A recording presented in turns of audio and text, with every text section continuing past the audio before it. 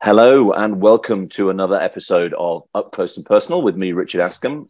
We're here talking today to Mathew Faulkner from Canon. Good afternoon, Mathew. Good afternoon. I can already tell the heating in your house works better than mine. I'm sitting here with a scarf on because I'm freezing cold, and you're looking positively Caribbean today. I'm putting a brave face on it. Good British spirit. That's what we like to see. I clearly don't have any of that. So, and on the basis that we're recording this today in December and it's absolutely freezing cold here in the UK, you may well be watching this in, I don't know, Mexico in March thinking, why are they wearing all of their clothes? Why is he wearing all of his clothes? Well, that's because today it's about -4 where I'm sitting. So apologies for that, but you are more than welcome. And to this series of podcasts that we're putting together with relation to the personalisation experience, the new show that FESPA have launched this week in the UK, that will be taking place in May next year in Munich, alongside the FESPA main show and also Sign Expo. But it's a new show. It's a new experience, really. I don't think you should look at this through the lens of shows that you've been to in the past. This is more about engaging a conversation from a 360-degree perspective from across many industries and brands and retailers and agencies and print providers and print manufacturers and really the whole gamut of opinions, all of whom see personalization slightly differently. And in doing so, haven't necessarily joined the dots that has allowed it to grow in the way that we all thought it possibly would and should, and in fact maybe already is. So Mathew, I kind of want to start with the general question with you today that I ask all of my guests. What does personalization mean to you? Yeah, thank you, Richard. I think for me, as for somebody who works in the printing industry and has done for what I used to think was about 20 years, but when I add up, it's more like 30. But for me, I see personalization actually as a largely still untapped opportunity. And I think if you look at all of the print volumes that exist, whether it's analog or digital, a very small percentage are actually have any kind of personalization on. And I see that from a digital print point of view, because since the first production digital print in the early, maybe 1990s, it's always been possible to do some kind of variable data printing or personalization. So I think that brings a perception that we know about personalization. But I think for me today, with the possibilities around data and data management and how that can support very clever and impactful personalization and the range of applications. It's not just about communications anymore, but things like packaging and decor.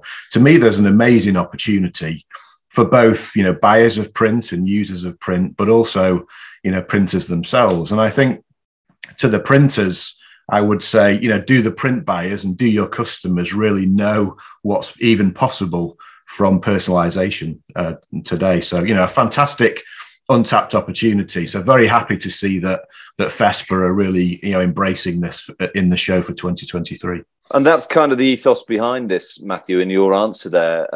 Do people even know what's possible? And I don't like the expression education because I think it comes off as patronizing, but there is definitely a need for a broader awareness from across the spectrum, from, as I say, brands, retailers, agencies, anybody that is tasked with bringing something new forward has an opportunity that's much broader than they probably know already, because they've only seen one version of it.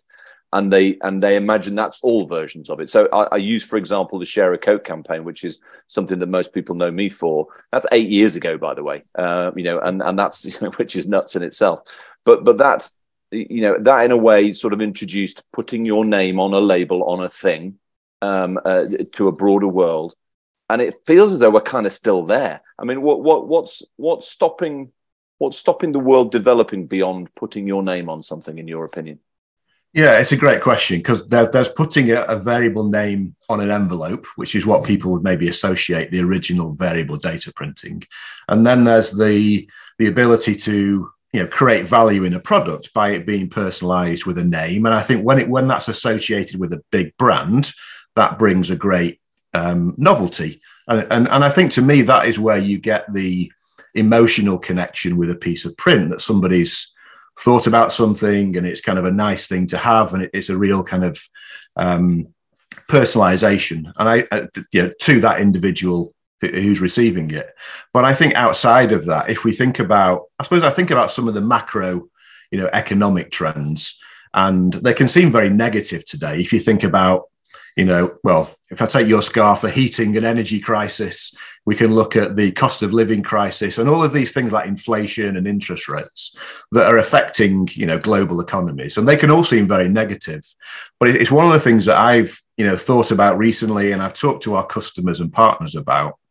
And as a marketeer, I've started to think to myself, what do any of these things mean for print? And therefore, what does it mean for me and my customers? And if you take the cost of living crisis, that could lead to lower disposable incomes, which means brands will have to fight harder for consumer spend. And what's one of the best ways to do that is to engage with their customers in a really meaningful way, in a way that's personalized to them and makes them feel special. And print is amazingly capable at being able to do that. And I mentioned earlier about the data, and I think the ability of brands to be able to gather their customers' preferences and buying behaviors and choices that they've made, and to be able to therefore tailor promotions to them, whether it's at a product level or it's an offer or just a communication that really sparks an interest.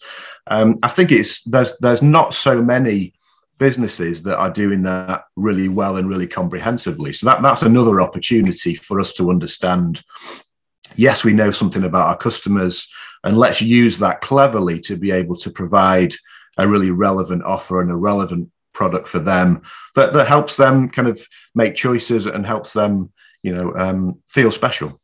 Absolutely, I agree. You mentioned a couple of words in there that really stick out, which was emotional and meaningful.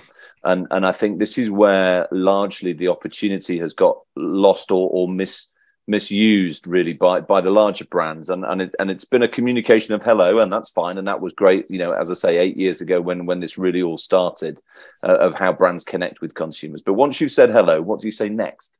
It's like starting a conversation and immediately stopping it. And I haven't seen any evidence, and please tell me if I'm wrong, I haven't seen any evidence of those campaigns going from hello onto a more meaningful and emotional connection, so that relationship is built rather than just a cursory, handshake and hello when you first meet somebody. Have you seen anything in your world where are the examples that you've seen and gone, yeah, they're doing it really well? Yeah, I think that there are probably, as you say, very few that you can highlight that is a real end-to-end journey. So it's one of the things we talk to our customers about is if you're a printer, then to challenge the brief, to say, because every piece of print, whether it's a poster, a piece of decor, or another type of communication or out-of-home advertising, has to have a purpose. And I think as printers or technology providers, we can say, okay, yeah, I see. Thank you for the work, and here's the printed output. But if I actually challenge that brief and say, what are you really trying to achieve from this communication? Perhaps there are ways that we can approach this differently to help a piece of print to have more impact, to help it to be more measurable and trackable as part of this longer term campaign. So it's one of the things that we found we did an insight report about 18 months ago, that brands are really craving consultation and proactive advice from the printers, but very few of them really get it. And I think that's where there is this knowledge gap between what a print buyer believes is possible from print and actually the amazing expertise that we have within the print sector that could, back to your point about not educating, it's about creating some inspiration and sharing what's possible and the latest approaches or case studies, but even down to a printer, are you personalizing your own communications? Are you flying the flag that really shows a representation? So again, it's there are some amazing opportunities for us as both technology providers to inspire our customers and partners, but also for printers to be able to, I would say, challenge the brief with their clients and say, how can we help you? For us to understand the purpose of these communications and how perhaps using personalization or data, how can we cleverly make them better? You're listening to the Up Close and Personal podcast with me, Richard Askam, and my guest today, Mathew Faulkner from Canon. Another word, you're doing a great job for me today. Thank you, because you're throwing up questions, which I never have a script for these things. So I'm really quite enjoying the way that this is going. Purpose. Do you think personalization in a way has stalled because people haven't understood the true purpose of it, and it's almost become a thing in and of itself. We've done personalization, we put names on things, nothing really happened, we've moved on. Do you think that there needs to almost be a backward step, and then in order to go forwards again and understand what the purpose of those personalized sort of communications should really be? Yeah, I think one is a fundamental understanding of the purpose of any piece of print in a communication, and should that use personalized? Is there an opportunity to use personalization in that appropriately? And if so, what type? And I think for the brand, it's not about how much data you've got, but it's how you use it and how you use it appropriately to have the maximum impact based on, you know, the objectives or the purpose that you're trying to create. And I think if you look, I think I've heard you say, Richard, in the past that, and it's not just the printing industry, it's most industries are fantastic at talking to themselves and kind of convincing each other of the kind of benefits of this particular segment. And I know in print, we talk a lot about the effectiveness of print and how print and digital working together are more effective than digital alone, and the way that print can actually be connected. But I think a step beyond there is, you know, back to the purpose, is that if you think about some of the neuroscience, and I'm by no means an expert in this, if you think about humans generally as a fundamental, yeah, we like to be or need to be acknowledged and to feel we're understood and we're valued as part of a community. So when any of us can be made to feel special because we feel recognized, and it can be a very simple piece of print. Oh, this is interesting to me and it's personalized and I appear to be understood. That's part of what triggers our brains and helps us build loyalty, because fundamentally we're simple creatures. And when we find an easy way to do something, we're likely to stick with it. And you see now, you know, some of the brands really starting to understand, you know, and kind of try and tap into these. But again, still not, you know, a huge number of examples that you can shout about. And therefore, back to that huge opportunity. But yeah, I think the purpose of any communication is really key. And at that level, then you can see, you know, how do we use this to build loyalty and to build credibility and trust, and to convey, you know, to convey the right quality that we want to in that. Yeah, no, that's a good point. And you're right. We do, you know, I think like to be seen as individuals, you know, and it always raises you up a little bit in your estimation when somebody says, you know, oh, hello, Mr. Askam, nice to see you again. And, you know, they've remembered my name. And, you know, so there's elements that are very simple, as you say. And I think that's where personalization hasn't necessarily been utilized rather than an end in itself. It should actually be the start of a conversation, not necessarily the conversation in and of itself. You mentioned about the print industry there, and you're right. I may have said that a number of times from various stages around the world, but I think rather interestingly, I've changed my view a little bit in that the print industry are an amazing group of people at advancing the opportunity of technology and their own capability. But where it still falls down a little bit is from the other side, let's say the client side, whether that be a retailer or a brand or an agency or somebody that wants to use print. Are they actually able to deploy in their world the technology that the print industry has brought forward to them? So in other words, is there a legacy blocker? You know, let's talk about, you know, e-commerce, for example. So, you know, a retailer that has a legacy tech stack and it works perfectly well for their standard products, but they're simply unable, and I've had experience of this, simply unable to add personalization to their products that somebody is already capable of supplying. Is that maybe where the blocker is? Yeah, it certainly could be. And I think data is quite a complex subject, and it can also be quite daunting. I think, you know, there's a huge attrition rate on data. You have to keep it constantly up to date, as well as, of course, all of the GDPR and the compliance and security and storage and how do you process it. So I think what we wouldn't be saying is, you know, all printers should be data processors and manage this as a service for the brands. But I think, you know, the brands have that data and they know their customers' preferences and interests and buying behaviors and patterns. So I think it's just about making that link between what the equity that the brand has in terms of the data they have, and how, you know, print on demand has got these amazing capabilities to produce you know, one-offs and mass customization, and to create those links. And there are many kind of software businesses now that will create those links and do data management. But perhaps there is also a responsibility on the brand to be able to also do that themselves. And I think perhaps that investment would come when they're inspired to see what print is really capable of, because we can help, you know, to show them what's really possible. And one of the goals, Matthew, of this show, the personalization experience, is to bring all of those people together at the same time in the same room and have this broad conversation that we're having today. Because I still believe that there is I had no idea moment in everybody, because everything that we're talking about is already possible. It's just not necessarily aligned. So, you know, from your perspective, from Canon's perspective, you know, what do you think personalization 2.0, if we call it that, you know, beyond names, what do you think that should look like, and that will excite and delight the brands and their consumers beyond? I suppose as a marketeer, I would go to, you know, needs of the customers and some of the insights from some of the drivers.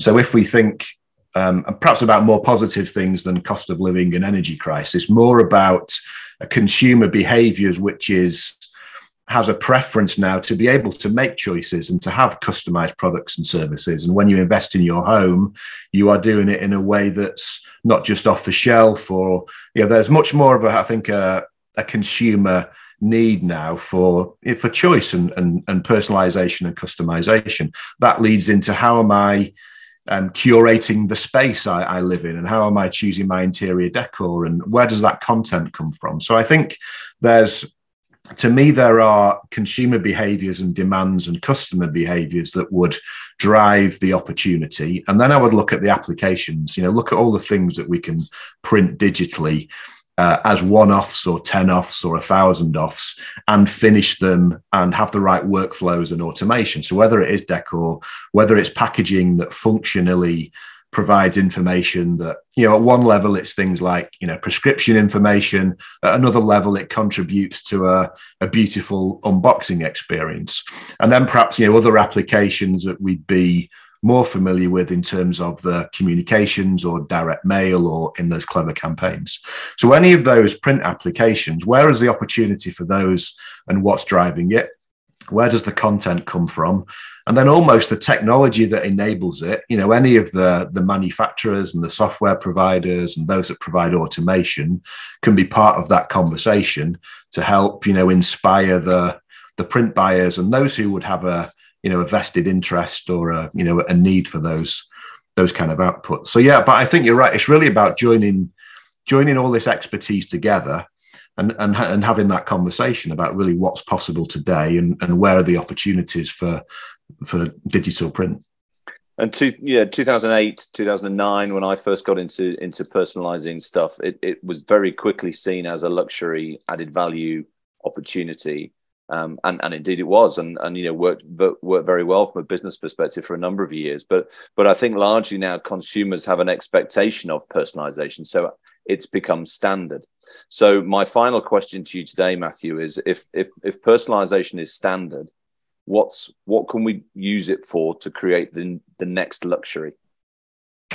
Yeah, I suppose it's like any emerging new segment. It tends to be the higher value areas that get the first traction before it becomes more mainstream. And I think back to where we started the conversation, there's so many untapped opportunities for the printing industry, whether it is the more regular communications where we can now really kind of track the impact of a piece of print and attribute that to a campaign or to a success of a campaign.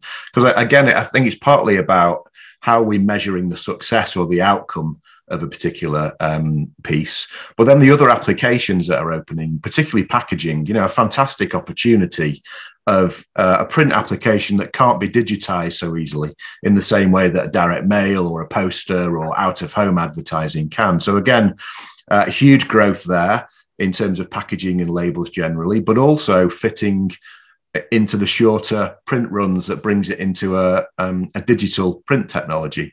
And then we've talked about digital decor for many years, and I've been in the part of Canon where we have the flatbed UV printers and the roll-to-roll printers capable of wallpaper. But we definitely now see the consumer trend for that choice that people want to have around any of the products or services that they buy, that they aren't just one size fits all. And all of these things, we see are contributing to, some of these opportunities for print volume. So, I think the higher value ones will come first, but then this will then start to be, much more of a mainstream action. So it's the end of beige as we know it. Is that what you're saying? Well, I hope so. Yes.